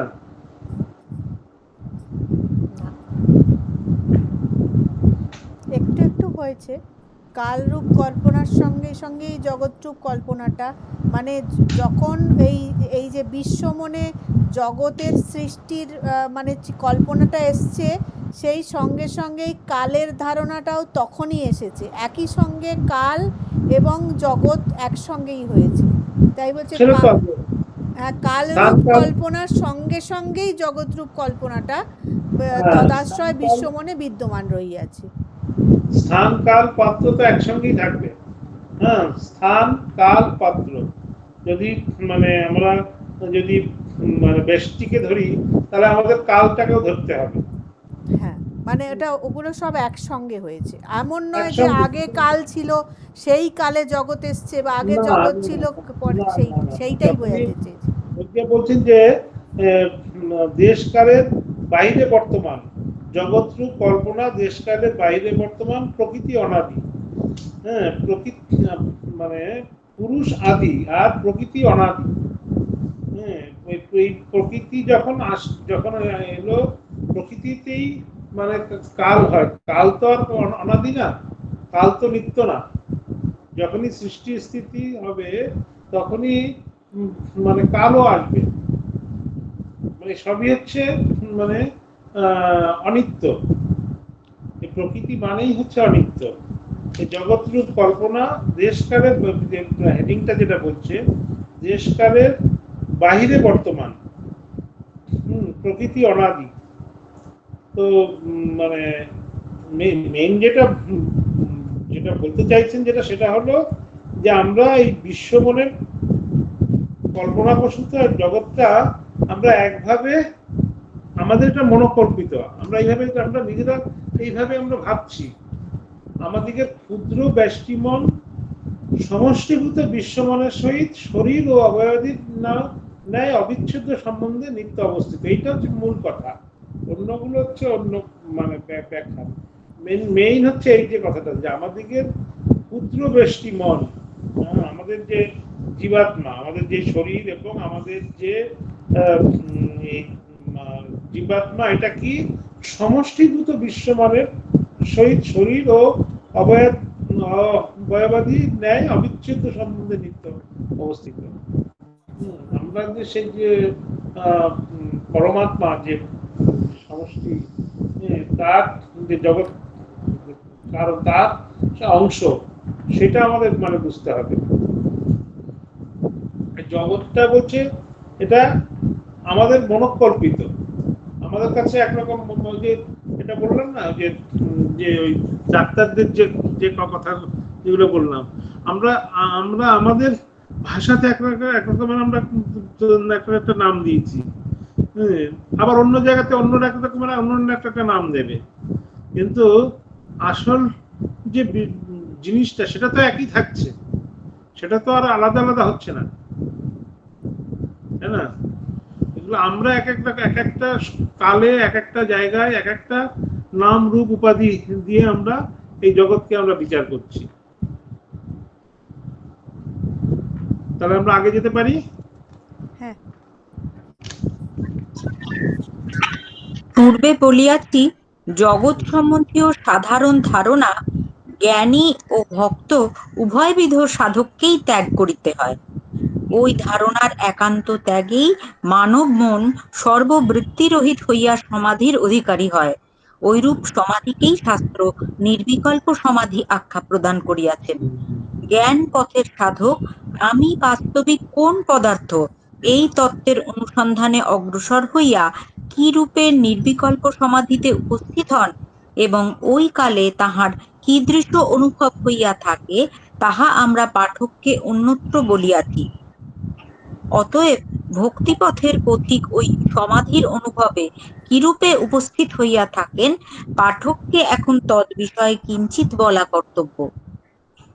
ভক্তি মার্গকে ইতি ইতি সাধন পথ বলিয়া আমরা নির্দেশ করিয়াছি, কারণ ওই পথের পথিক জগতের অনিত্যতা প্রত্যক্ষ করিলেও জগৎকর্তা ঈশ্বরে বিশ্বাসী হইয়া তৎকৃত জগৎরূপ কার্য সত্য ও বর্তমান বলিয়া বিশ্বাস করিয়া থাকেন।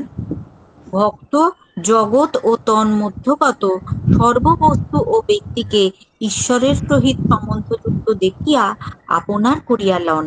ওই সম্বন্ধ দর্শন করিবার পথে যাহা অন্তরায় বলিয়া প্রতীতি হয়, তাহাকে তিনি দূর পরিহার করেন।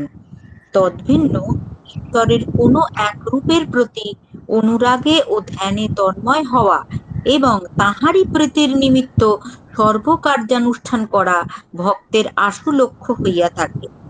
ফুটনোটে রয়েছে, ব্রাহ্ম সমাজের উপাসনাকেও আমরা রূপের ধ্যানের মধ্যেই গণনা করিতেছি, কারণ আকার রহিত সর্বগুণান্বিত ব্যক্তিত্বের ধ্যান করিতে যাইলে আকাশ, জল, বায়ু, তেজ প্রভৃতি পদার্থ নিচয়ের সদৃশ পদার্থ বিশেষেই মনোমধ্যে উদিত হইয়া থাকে। রূপের ধ্যানে তন্ময় হইয়া কেমন করিয়া জগতের অস্তিত্ব ভুলিয়া নির্বিকল্প অবস্থায় পৌঁছিতে পারা যায়, এইবার আমরা তাহার অনুশীলন করিব। পূর্বে বলিয়াছি, ভক্ত ঈশ্বরের কোনো এক রূপকে নিজ ইষ্ট বলিয়া পরিগ্রহ করিয়া তাহারই চিন্তা ও ধ্যান করিতে থাকেন। প্রথম প্রথম ধ্যান করিবার কালে তিনি ওই ইষ্টমূর্তির সর্বাবয়ব সম্পূর্ণ ছবি মানুষ নয়নের সম্মুখে আনিতে পারেন না। কখনো উহার হস্ত, কখনো পদ এবং কখনো বা মুখখানি মাত্র তাহার সম্মুখে উপস্থিত হয়। উহাও আবার দর্শন মাত্রেই যেন লয় হইয়া যায়, সম্মুখে স্থিরভাবে অবস্থান করে না। অভ্যাসের ফলে ধ্যান গভীর হইলে ওই মূর্তির সর্বাবয়ব সম্পূর্ণ ছবি মানুষ চক্ষের সম্মুখে সময়ে সময়ে উপস্থিত হয়। ধ্যান ক্রমে গভীরতর হইলে ওই ছবি যতক্ষণ না মন চঞ্চল হয় ততক্ষণ স্থিরভাবে সম্মুখে অবস্থান করে। পরে ধ্যানের গভীরতার তারতম্যে ওই মূর্তির চলাফেরা, হাঁটা, কথা কওয়া এবং চরমে উহার স্পর্শ পর্যন্ত ভক্তের উপলব্ধি হয়। তখন ওই মূর্তিকে সর্বপ্রকারে জীবন্ত বলিয়া দেখিতে পাওয়া যায় এবং ভক্ত চক্ষু মুদ্রিত বা উন্মীলিত করিয়া ধ্যান করুন না কেন, ওই মূর্তির ওই প্রকার চেষ্টাদি সমভাবে প্রত্যক্ষ করিয়া থাকেন। পরে আমার ইষ্টই ইচ্ছামতো নানা রূপ ধারণ করিয়াছেন, এই বিশ্বাসের ফলে ভক্ত সাধক আপন ইষ্টমূর্তি হইতে নানাবিধ দিব্যরূপ সকলের সন্দর্শন লাভ করেন। ঠাকুর বলিতেন, যে ব্যক্তি একটি রূপ ওই প্রকার জীবন্ত ভাবে দর্শন করিয়াছে তাহার অন্য সব রূপের দর্শন সহজেই আসিয়া উপস্থিত হয়। ইতপূর্বে যে সকল কথা বলা হইল তাহা হইতে একটি বিষয় আমরা বুঝিতে পারি, ঐরূপ জীবন্ত মূর্তি সকলের দর্শন লাভ যাহার ভাগ্যে উপস্থিত হয় তাহার নিকট জাগ্রতকালে দৃষ্ট পদার্থ সকলের ন্যায় ধ্যানকালে দৃষ্ট ভাবরাজ্যগত ওই সকল মূর্তির সমান অস্তিত্ব অনুভব হইতে থাকে। ঐরূপে বাহ্য জগৎ ও ভাবরাজ্যের সমানাস্তিত্ব বোধ যত বৃদ্ধি পাইতে থাকে ততই তাহার মনে বাহ্য জগৎটাকে মনঃকল্পিত বলিয়া ধারণা হইতে থাকে। আবার গভীর ধ্যানকালে ভাবরাজ্যের অনুভব ভক্তের মনে এত প্রবল হইয়া ওঠে যে সেই সময়ের জন্য তাহার বাহ্য জগতের অনুভব ঈষণ মাত্রও থাকে না। ভক্তের ওই অবস্থাকেই শাস্ত্র সবিকল্প সমাধি নামে নির্দেশ করিয়াছেন। ওই প্রকার সমাধিকালে মানসিক শক্তি প্রভাবে ভক্তের মনে বাহ্য জগতের বিলয় হইলেও ভাবরাজ্যের বিলয় হয় না। জগতে দৃষ্ট বস্তু ও ব্যক্তি সকলের সহিত ব্যবহার করিয়া আমরা নিত্য যেরূপ সুখ দুঃখাদির অনুভব করিয়া থাকি, আপন ইষ্টমূর্তির সহিত ব্যবহারে ভক্ত তখন ঠিক তদ্রূপ অনুভব করিতে থাকেন। কেবলমাত্র ইষ্টমূর্তিকে আশ্রয় করিয়াই তাহার মনে তখন যত কিছু সংকল্প বিকল্পের উদয় হইতে থাকে। এক বিষয়কে মুখ্য রূপে অবলম্বন করিয়া ভক্তের মনে ওই সময় বৃত্তি পরম্পরায় উদয় হওয়ার জন্য শাস্ত্র তাহার ওই অবস্থাকে সবিকল্পক বা বিকল্প সংযুক্ত সমাধি বলিয়াছেন। এই রূপে ভাব রাজ্যের অন্তর্গত বিষয় বিশেষের চিন্তায় ভক্তের মনে স্থূল বাহ্য জগতের এবং এক ভাবের প্রাবল্যে অন্য ভাব সকলের বিলয় সাধিত হয়। যে ভক্ত সাধক এত দূর অগ্রসর হইতে সমর্থ হইয়াছেন, সমাধির নির্বিকল্প ভূমিলাভ তাহার নিকট অধিক দূরবর্তী নহে। জগতের বহু কালাভ্যস্ত অস্তিত্ব জ্ঞান যিনি এতদূর দূরীকরণে সক্ষম হইয়াছেন, তাহার মন যে সমধিক শক্তি সম্পন্ন ও দৃঢ় সংকল্প হইয়াছে একথা বলিতে হইবে না। মনকে এক কালে নির্বিকল্প করিতে পারিলে ঈশ্বর সম্ভোগ অধিক ভিন্ন অল্প হয় না।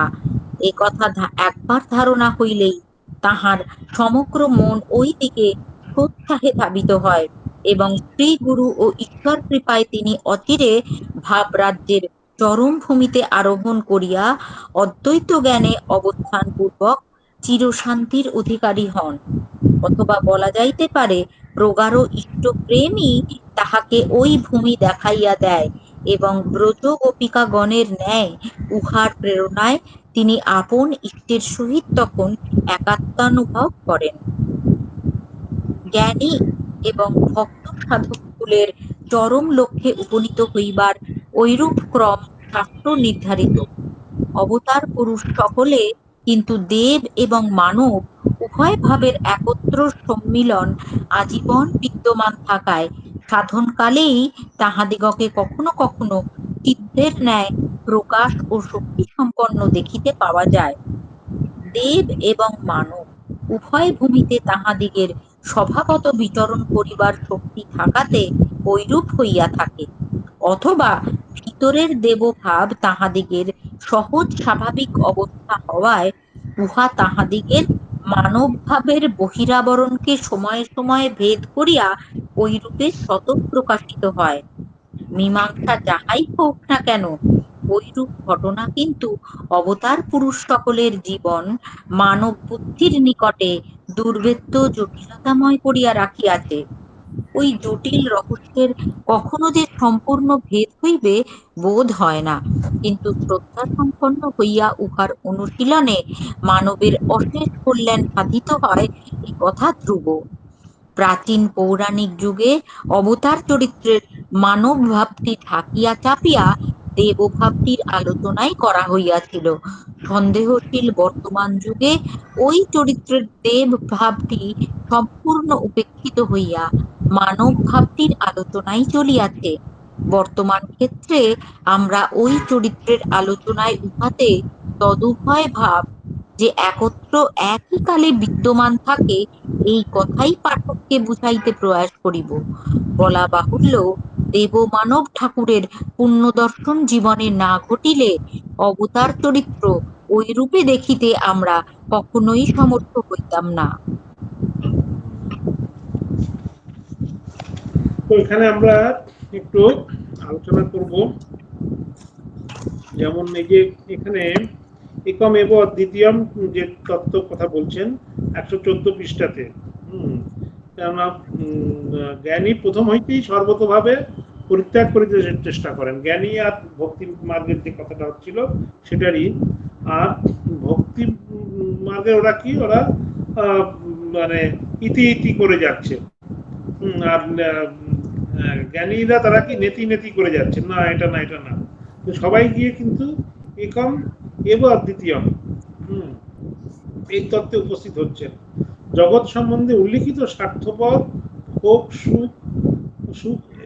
সুখৈক লক্ষ্য সাধারণ ধারণার পরিহারকেই শাস্ত্র বৈরাগ্য বলিয়ে নির্দেশ করছে। বৈরাগ্য কাকে বলে? যে ঈশ্বরে অনুরাগ আর বিষয়ে বিরাগ। ঈশ্বর শুধু বিষয়ে বিরাগ, আমার কিছু ধন সম্পদ চাই না, আমার কোনো কিছু এইসব জাগতিক কিছু চাই না, তাহলে শুধু বৈরাগ্য হবে না। তাহলে হবে না। ভোগ সুখ শুধু ত্যাগ করলেই হবে না, তার সাথে থাকতে হবে মানে ঈশ্বরে অনুরাগ থাকতে হবে, তাহলেই সেটাই সেই বৈরাগ্যটা হচ্ছে মানে ঠিক ঠিক বৈরাগ্য। তারপরে বলছেন এই যে নির্বিকল্প সমাধির কথা আমরা যেটা বললাম, যে নির্বিকল্প সমাধি আগে হচ্ছে সবিকল্প সমাধি, যে আমরা যেটা বলছিলাম যে আপন ইষ্টমূর্তির সহিত ব্যবহারে ভক্ত তখন ঠিক তদ্রূপ অনুভব করিতে থাকেন। এই যে আমরা সেই তোতাপুরী আর ঠাকুরের সেই ঘটনাটা আছে না, যে ঠাকুরকে তোতাপুরী নির্বিকল্প সমাধির দিকে নিয়ে দিতে চাইছেন কিন্তু পারছেন না। মা এসে বাধা দিচ্ছেন। মায়ের সাথে তার এতটা মানে একাত্ম হয়ে গেছিলেন মায়ের সঙ্গে তার এতটা বেশি অ্যাটাচড হয়ে গেছিলেন যে ওই অবস্থাতে গিয়েও মা বারবারই তার নিতে চলে আসছেন। হ্যাঁ, তখন কি বলছেন যে জ্ঞান অসিতে মাকে কেটে ফেললেন, মানে ওই যে যে মায়ের যে মূর্তি আসছিল, যে সবিকল্প যেটা, সেটা মা কেটে দিলেন। আর কি বললেন যে তোতাপুরি কি বললেন, একটা জ্বলন্ত কাঠ কয়লা নিয়ে এসে এখানে কপালের এখানে বললেন এখানে ধান করো, আর জ্ঞান অসি দিয়ে মাকে কেটে ফেলো। লাস্টে এটা করাতে তিনি সেই নির্বিকল্প ভূমিতে আরূঢ় হলেন। তো যেখানে আর কোনো রকমের কোনো অস্তিত্ব নেই, মানে কোনো অস্তিত্ব নেই, মানে কোনো রকমের কোনো ইষ্ট মূর্তির কোনো অস্তিত্ব নেই। তো সেটাকেই বলছে নির্বিকল্প সমাধি।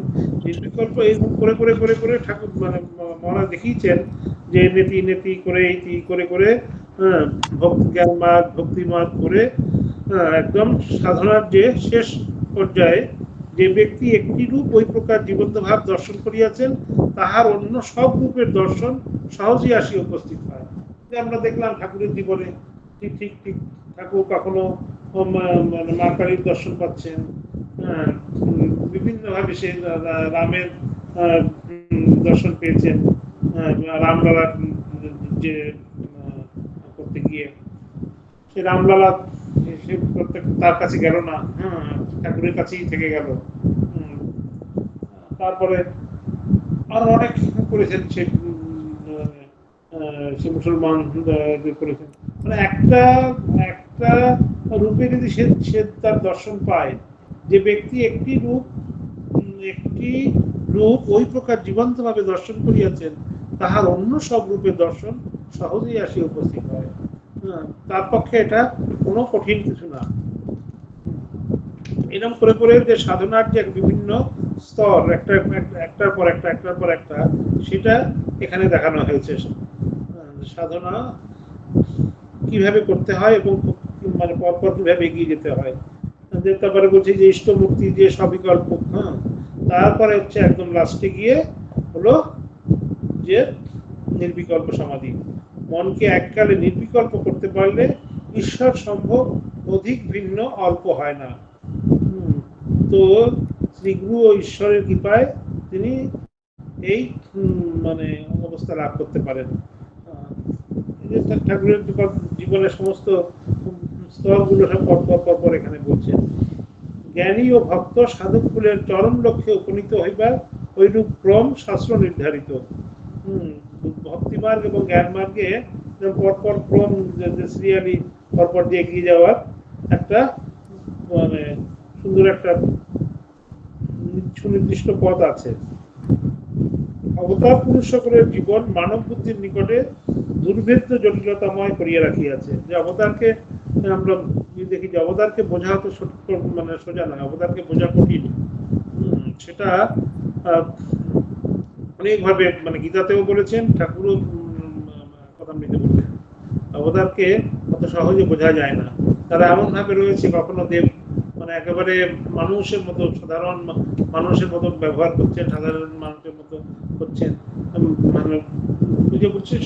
যারা সবসময় সঙ্গ করছেন, এই যে হলদারি বারবার বলছেন তোমাকে ঠিক চিনেছি, তা বলছে হাই ঠিক চিনেছো, দেখো আবার তুমি ভুল করবে না তো, যে না না আর ভুল করবো না, এইবার তোমার ঠিক চিনেছি। আবার কিছুক্ষণ পরে যখন ঠাকুরকে যখন দেখছে কষ্টমি করছে, কাপড় পরনের কাপড় নিয়ে গাছে উঠে বসছেন, ওখান থেকে প্রস্রাব করছেন, তখন এইসব দেখে বলছেন আরে এইটা কি একটা অবতার? তখন বলছে দূর, তুই মূর্খ, তুই আবার কি করে অবতার হবি? তো এই যে মানে দেব ভাব এবং মানব ভাবের যে একই সাথে বিচরণ করছে, তাতে সাধারণ লোকের পক্ষে এই অবতার পুরুষদের চেনা খুব কঠিন হয়ে যায়। তো সেটা বোঝাতে গিয়ে এইটা বলছেন, দেবমানব ঠাকুরের পূর্ণদর্শন জীবনে না ঘটিলে অবতার চরিত্র ওই রূপে দেখিতে আমরা কখনোই সমর্থ হইতাম না। যারা ঠিক ঠিক ঠাকুরকে দর্শন করেছে, ঠাকুরের সঙ্গ করেছেন, তারা বুঝতে পেরেছেন যে অবতার পুরুষরা কিভাবে তাদের অবতারত্ব লুকিয়ে রেখে সাধারণ মানবদের মতো শরীর ধারণ করে থাকে। সেটা বলছেন সাধারণ, যে আমরা যদি ঠাকুরকে না দেখতাম তাহলে আমরা এটা বুঝতে পারতাম না। অবতারের সঙ্গ না করলে অবতারের যে অবতারত্ব ওটা বোঝা কঠিন হয়ে পড়ে। ঠিক আছে, আজকে আমরা এইটুকুই করবো। আর কার কোনো প্রশ্ন আছে?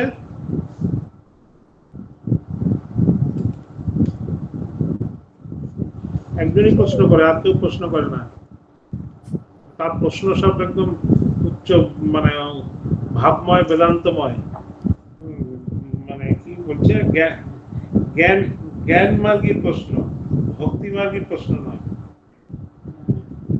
বেশি বেশি জ্ঞান চর্চা করা আবার ভালো না। একটু ভক্তি নিয়ে থাকলে, রসে বসে থাকলে তখন ঠিক আছে। বেশি জ্ঞান চর্চা বেশি, আমারও ঠিক, মানে সত্যি কথা বলতে আর কি, বেদান্ত নিয়ে বেশি কচকচানি আমার ভালো লাগে না। তো যখনই মানে ভাব নিয়ে থাকি, সাধারণের সাথে ভক্তি ভাব নিয়ে থাকতেই ভালো লাগে। বেশি ওই মানে একদম উচ্চ ফিলোসফি, উচ্চ আলোচনা, মানে একটু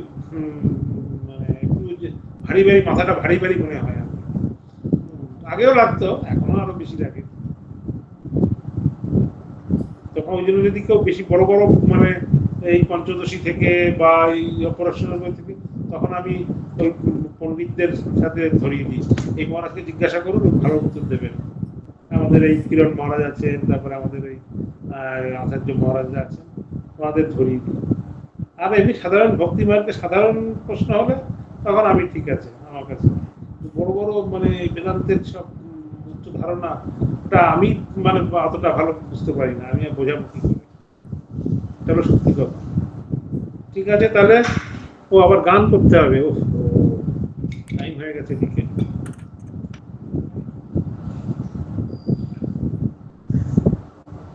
আমি ভাবলাম যে আজকে অফিস পাড়াতে ক্লাস, গান করতে হবে না, না খালি গলায় করতে হবে। ঠিক আছে, একটা মায়ের গান করি খালি গলায়, দেখা যাক কতটুকু হয়, স্কেল ঠিক। গানটি সবার জানা।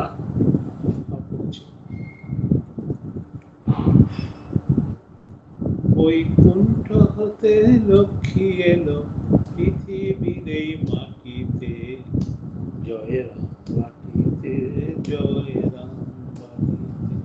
বৈকুণ্ঠ হতে লক্ষ্মী এলো, বৈকুণ্ঠ হতে লক্ষ্মী এলো পৃথিবীর এই মাটিতে, জয় রাম মাটিতে, জয় রাম মাটিতে। গ্রামখানি যে ধন্য হলো, গ্রামখানি যে ধন্য হলো মায়ের চরণ ধুলিতে, জয় রাম বাটিতে, জয় রাম বাটিতে, জয় রাম বাটিতে, জয় রাম বাটিতে। 1260 পৌষ মায়ের আবির্ভাব, মা এলো রে দূর করিতে, মা এলো রে দূর করিতে ত্রিতাপ শোকতাপ গো, ত্রিতাপ শোকতাপ। 1260 পৌষ মায়ের আবির্ভাব, মা এলো রে দূর করিতে, মা এলো রে দূর করিতে ত্রিতাপ শোকতাপ গো, ত্রিতাপ শোকতাপ। দুঃখীর ঘরে জন্ম নিল, দুঃখীর ঘরে জন্ম নিল ভক্ত জন তরাতে, জয় রাম বাটিতে, জয় রাম বাটিতে, জয় রাম বাটিতে, জয় রাম বাটিতে। বৈকুণ্ঠ হতে লক্ষ্মী এলো পৃথিবীর এই মাটিতে, জয় রাম বাটিতে, জয় রাম বাটিতে, জয় রাম বাটিতে, জয় রাম বাটিতে।